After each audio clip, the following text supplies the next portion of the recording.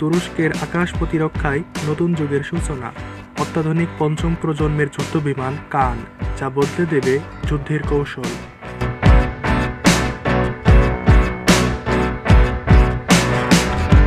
যা তৈরি করেছে টার্কিশ অ্যারোস্পেস ইন্ডাস্ট্রিজ। এটি একটি স্টেলথ ফাইটার, শত্রুর রাডারে প্রায় অদৃশ্য। সুপারসোনিক গতি, উন্নত রাডার অ্যাভয়েডেন্স এবং মাল্টিরোল কম্প্যাক্ট ক্ষমতা একে করে তুলেছে ভয়ঙ্কর প্রতিপক্ষ।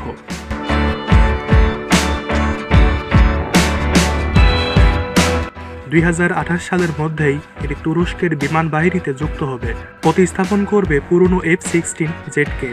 এয়ার টু এয়ার এবং এয়ার টু গ্রাউন্ড মিশনে কান হবে তুরস্কের সবচেয়ে শক্তিশালী হাতিয়ার। তুরস্কের প্রতিরক্ষা শিল্পে কান এক বিশাল অর্জন। ভবিষ্যতে যুদ্ধক্ষেত্রে এটি কেমন প্রভাব ফেলবে তা সময়ই বলে দেবে।